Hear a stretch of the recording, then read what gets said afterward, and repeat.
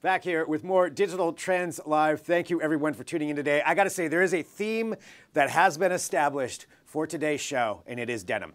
We've got a lot more that we're going to be discussing, but Jeremy Kaplan, myself, and our next guest that is joining us right now. So we love having different interviews and talking to different creators here on Digital Trends Live, and we are joined now by Pete Williams, filmmaker extraordinaire. Thank you, Pete, for hopping in here with us today. Good to be here, man. Good to be here. I mean, it's good to have you in here, and I do want to discuss, there's so much about your movie. We're going to be playing the trailer here in just a minute, talking about the documentary, and again, called The New Breed. But one thing I think I wanted to talk about first is clarifying, you say that this is a movie about the social entrepreneur. Exactly. What is a social entrepreneur? What is the definition? This is something that's a word that's been around for about 10 years now, and a lot of people still don't know what it is. Yeah. But for my film, our definition is a social entrepreneur is someone who creates a business with the primary objective of fixing a social or environmental problem. So trying to solve something, trying to fix something for other people, exactly. Which is, kind of a noble way to start a business. Yeah.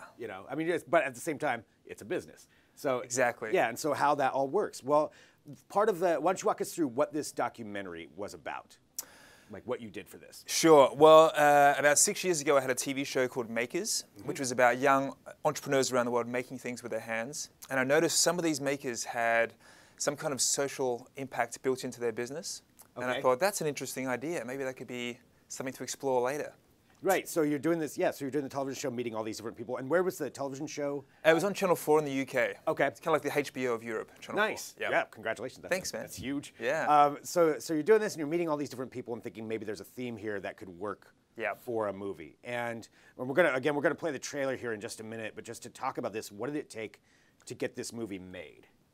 Dude, it was tough. This is my first feature film. So in the past, I was just given budgets to make content, commercials and TV shows.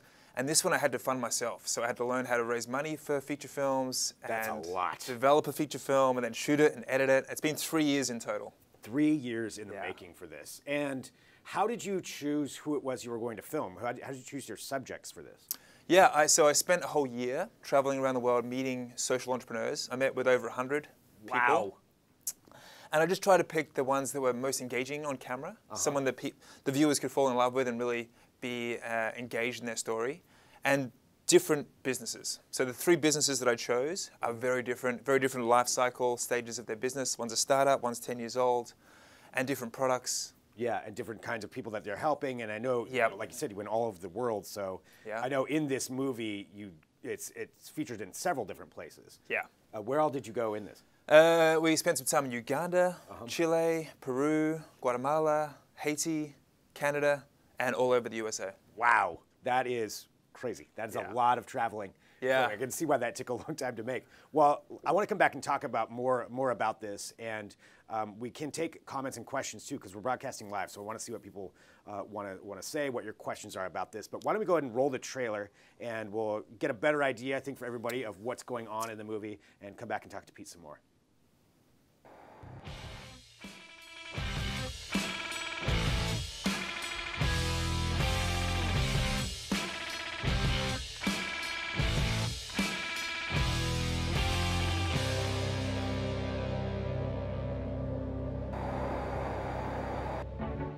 Our biggest global problems like poverty, inequality, and climate change are not being fixed by governments or charities.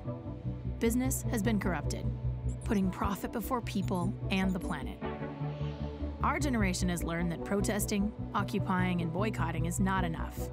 If we want to create a world that's fair, peaceful, and healthy, we need a new form of activism. A movement has begun.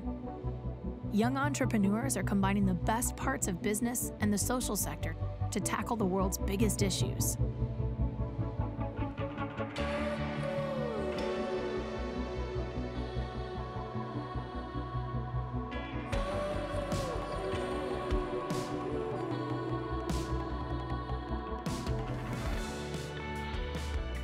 % of the ocean's pollution is due to stuff like this. Discarded, derelict fishing nets. Our generation and the generations that are coming up are seeing the state of the world and the way things are going, and they see by buying a product that might cost a little more, but by making a positive impact, they can do so much more in the world.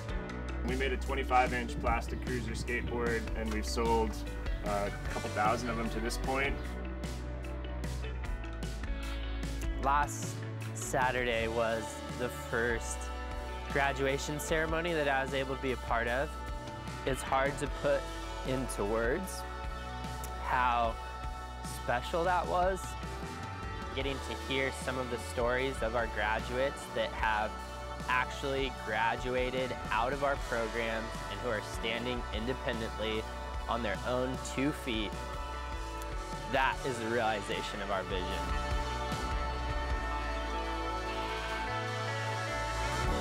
Join us on an entrepreneurial journey, from global problems to business solutions, and all of the challenges, adventures, and celebrations in between.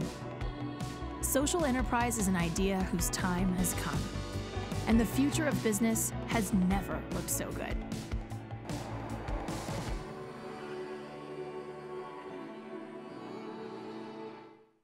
Wow, 3 years in the making. The New Breed, newbreed.tv, also for everybody out there who wants to go there and take a look at the website and find out how to watch the film right there. And I mean, incredible. Just incredible cinematography in that. And I really want to dig in on some of the stories, and I know that's why you need to watch the movie. But maybe in particular, just that Uganda segment just kind of really stood out to me. I mean, I've never been to Uganda. I would love to go check that out. I mean, it just seems amazing. But what was, maybe we can talk about what the story was behind that part. Sure. That was the main story that got me excited about this movement. Yeah. It's a company called Crochet Kids. Okay. They're now called Known Supply. They've had a brand change, which is what the film's about. But 10 years ago, these high school students went to Uganda and saw poverty firsthand, and they thought, this is messed up. What can we do to help? What can we give you guys, because we come from a rich country? Yeah. And the biggest takeaway that they heard from the people living in poverty in Uganda was, we don't want you to give us anything. We want opportunity. We want a job. We want to provide for ourselves. There's charities come over here all the time and give us things. We don't want more gifts. Right. We want to be empowered. Because, I mean, where are you going to, yeah, that's nice, a temporary solution, but Exactly. yeah, it doesn't help you in the long run. Totally. So what did they do from there? So they had one skill. These teenage boys from Spokane, Washington, they knew how to crochet beanies because they were snowboarders. So they thought, okay, if we teach these women how to crochet, we'll buy the beanies from them and we'll see if we can sell them back in America. Nice. And so that was 10 years ago, and now they employ 150 women in Uganda and Peru to crochet beanies, and you can buy them in Nordstrom's and Patagonia and different stores. That's incredible. Yeah. I mean, and that is the definition of a social entrepreneur, like helping out and still doing a business at the same time. You know, best of both worlds, really. Totally. When it comes down to it. And so you were over there. How long did that take to film in Uganda? I was in Uganda for 2 weeks. Okay. Yeah, and that was including shooting them making the products, hanging out with Cole, who's a co-founder, and just traveling with him while he met the graduates. After 3 years, women graduate from the program and start their own business. Wow. So it really is an empowerment program. So they start one and then teach other people and then continues on like that. Exactly. And get that entrepreneurial, spirit and that kind of education, I guess, as far as how to run a business. That's incredible. And that's just one of the places that you talk to in this, one of the social entrepreneurs. Well, let's talk about some of the things that we have here on the table. So I know we've got this and a couple other things that we're going to bring up. We got a skateboard. Yes, a skateboard too. So what's going on here? Let's talk about these. Okay, so let's talk about the skateboard first. Okay. So this is a company called Bureo, and they're based in Ventura, California, and they're 3 surfing dudes, and they were sick of seeing plastic pollution in the ocean. 10% of all plastic pollution is fishing nets, discarded fishing nets. Yeah. So their solution was, let's collect these discarded fishing nets, melt them down into raw plastic, and make it into products that people want to buy. That's so cool. So this product here, this skateboard, is made out of 100% recycled fishing nets. Wow. That are I'm going to show it just on the top of destroying our oceans. 100% fishing nets. 100%. How are they getting them out of the water? So they started getting them out of the water, but now they're trying to prevent them from ending up there in the first place. Okay. So they're working with the local fishermen, educating them about pollution, supplying them with big bins where they can put their empty nets in. Instead of throwing them out and, yeah. Exactly, and they're paying the fishermen to discard their waste with Bureo. That's a smart move. Incentivizing. Yeah, make it worth their while to do that and learn at the same time. And what's the name of this company again? Bureo. Bureo. Which means waves in Mapudungun, which is a Chilean native language. Very cool. So Yeah. we're learning all kinds of things here today. And then I'm noticing these too. We've got the socks. So this is the third entrepreneur. This is the newest company. It's called Bon Folk. Okay. Good folk in French. She's from New Orleans. It's a young woman called Jenna Blackheart, and it's basically the one-for-one model, similar to Tom's shoes. Every pair of socks that she sells, she gives a pair of socks to a homeless person. Wow. Yeah. That's a good person. Yeah. That's somebody doing something good there. And that's cool. And so again, what was this called? Bon Folk. Bon Folk. Good folk. Good folk. Yeah. And these are just a couple of the different things, different products that we're talking about. And were these featured in the documentary? Yeah. Okay. So there's 3 entrepreneurs I follow for 2 years, and they're all very sick of me. 2 of them. Hanging out with them too long with the camera. And they're trying to run a business, and I'm like trying to like. They're in their face, yeah. Exactly. No, tell me another story. Tell me this.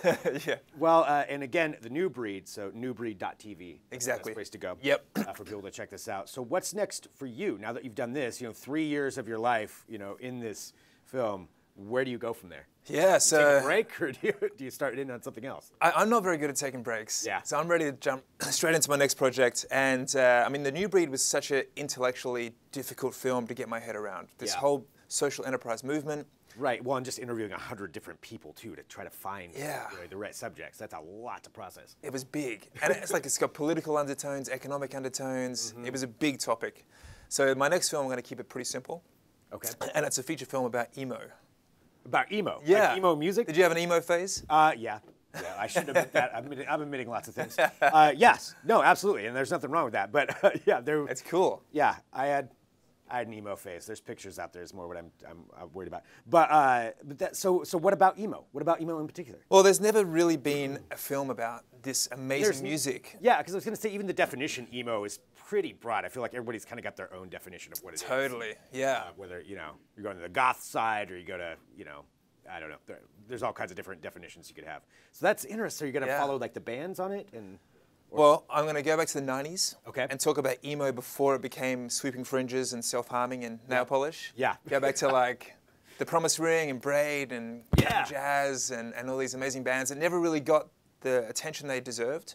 But they set up bands that became famous in the 2000s. Right. But they didn't get any of the credit for it. So I'm going to go back and check out those bands. Chase the roots of it. Yeah, you're right. I've never seen anything on emo, so that's really interesting. Yeah. Cool. Well, congratulations. Thanks, man. On all your success. And again, the New Breed, newbreed.tv, and go there and check out the movie, check out these products, the social entrepreneurs of the world working on that, and we really appreciate Pete stopping in here. Pete, where can people follow you? What is another way, just before we go to break? The website's the best Okay. source because there's social media links on there, and you can join our mailing list, which is where you'll find out when the film's available. Okay. So the next step for us is to go to film festivals. The film's done, so it's going to film festivals now for the next few months, and then we'll probably be available March, April next year. Okay. Fantastic.